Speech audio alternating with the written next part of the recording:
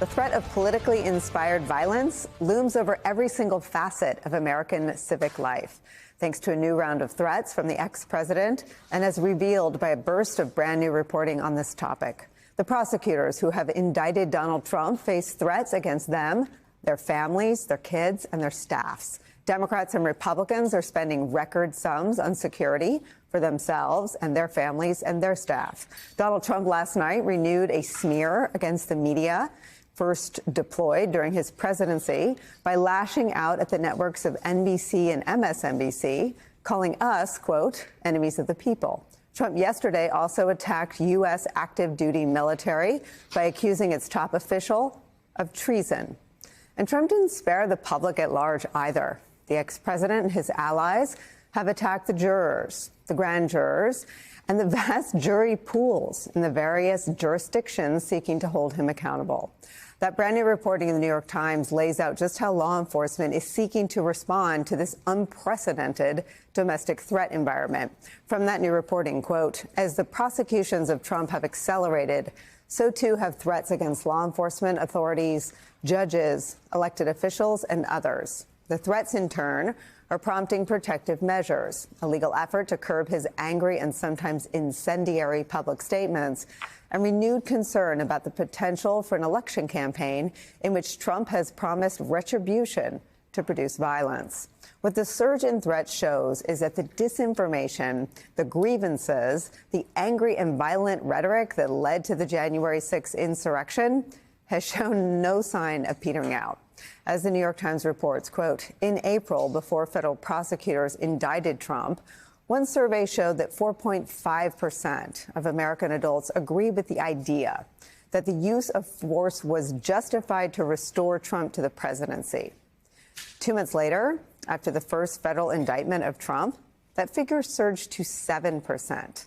One expert telling the Times this, quote, the indictments of Trump are the most important current drivers of political violence we now have.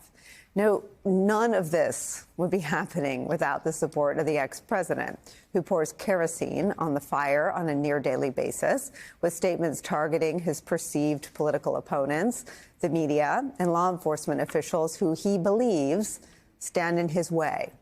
Trump's rhetoric has spurred a request from the Justice Department for a narrowly tailored gag order.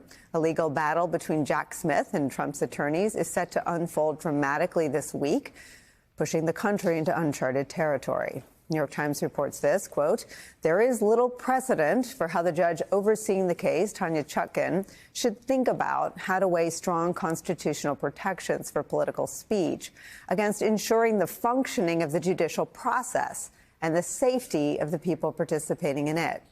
It is one more example of the challenges of seeking to hold to account a norm-shattering former president who's being prosecuted in 4 cases as he makes another bid for the White House with a message that his opponents have weaponized the criminal justice system against him. Efforts to counter the threat of political violence emanating from Trump and Trumpism is where we begin today with some of our favorite reporters and friends. Former FBI counterintelligence agent Pete Strzok is here. With me at the table, New York Times Washington correspondent and MSNBC national security contributor Mike Schmidt, whose byline is on a lot of that reporting we read from, is here, and MSNBC political analyst, the former Senator Claire McCaskill, is here. I want to start with you, Mike, and have you take us through your reporting, which seems to seek to connect the dots between the current threat environment, which we talk about a lot here, and all of the smears or posts or true socials and all of the threats that have been realized. So you mentioned Obama had an would-be attacker outside of his residence. I believe he was doxxed on Trump's social media platform.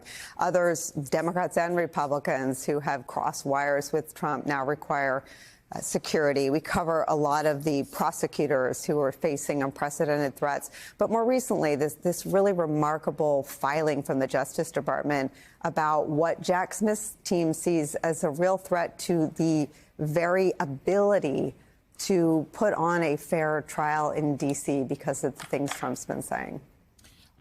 I think that one of the responsibilities that we have as journalists, especially with everything that's going on, is trying to capture a moment or what is going on currently by connecting different things. And to your point, if you step back and you look at all this stuff, whether you're a scholar or someone who monitors this stuff on a daily basis, or a politician or a law enforcement official, a lot of people seem to be saying the same thing. On top of that, you have tangible examples, arrests that have been made by people making threats. The FBI has fatally shot and killed 2 people over the past 13 months related to threats and such. So what we were trying to do is say, hey, there's a lot of stuff that's being said, but when you look at it all, this is a very unusual, extraordinary moment. And that's what we were trying to do, is try and tie all those pieces together, because there's a lot of developments that have happened.